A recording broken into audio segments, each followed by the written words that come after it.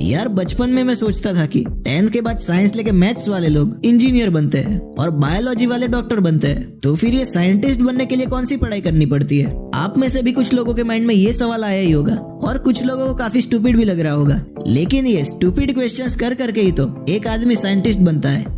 आइए इस वीडियो में इसी के बारे में बात करते हैं और शुरू करते हैं जानना कि how to become a scientist, या एक आदमी साइंटिस्ट कैसे बन सकता है। साइंटिस्ट बनना अभी आप साइड में रखिए, अभी आप समझिए कि साइंटिस्ट का मतलब क्या होता है। क्या साइंटिस्ट का मतलब ये होता है कि जो नई नई चीजों को डिस्कवर करता है? जी नहीं, जो इंसान किसी चीज को देखे, परखे और उसके बारे में क्वेश्चनिंग करे और फिर उस क्वेश्चन का आंसर ढूंढने के लिए लग जाए, वही तो साइंटिस्ट है।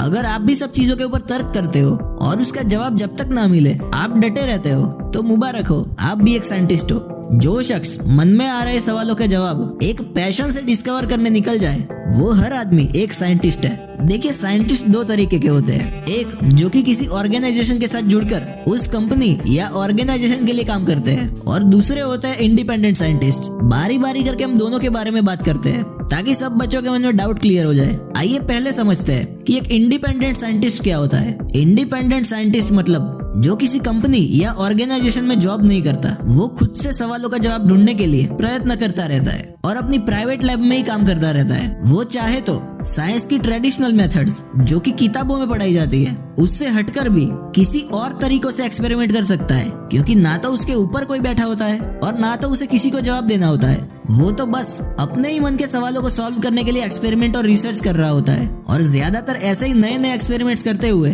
काफी बड़ी बड़ी डिस्कवरीज हो जाती है। इसमें सबसे बड़ा एग्जाम्पल है आइजैक न्यूटन।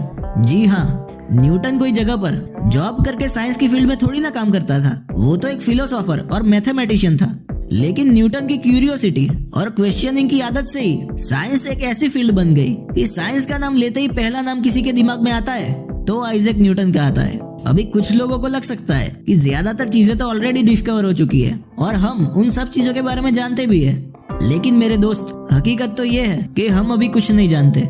दुनिया तो छोड़ो, हम अपने खुद के शरीर को, अपनी बॉडी को भी पूरी तरह से नहीं जानते।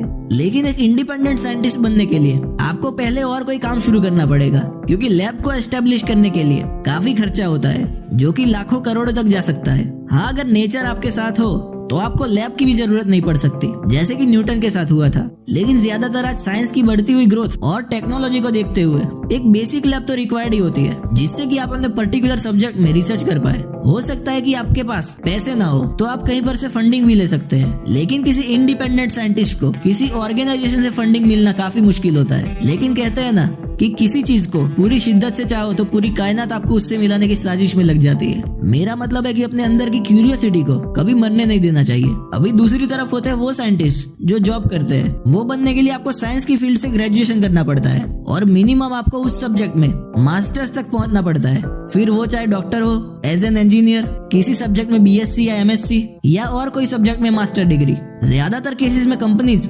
साइंटिस्ट और रिसर्चर्स के लिए वैकेंसीज निकालती है, जिसे वो एग्जाम्स के थ्रू या वेरियस इंटरव्यूज के थ्रू साइंटिस्ट को हायर कर सकते हैं। काफी केसेस में मास्टर्स तक पढ़ा हुआ होना चाहिए और कुछ केसेस में पीएचडी भी होनी चाहिए। अगर आपको इसरो जैसी बड़ी जगह पर साइंटिस्ट बनना है तो आपको आईआईटी जैसी जगहों से पास आउट होना पड़ता है। उसके बाद भी इसरो में एंटर होने के लिए एग्जाम्स देनी पड़ती है। वो डिटेल्स आप ऑनलाइन ढूंढ सकते हैं। यहाँ पर वो साइंटिस्ट किसी ऑर्गेनाइजेशन के साथ जुड़ा हुआ होता है, इस वजह से वो अपनी इंडिपेंडेंट रिसर्च नहीं कर सकता।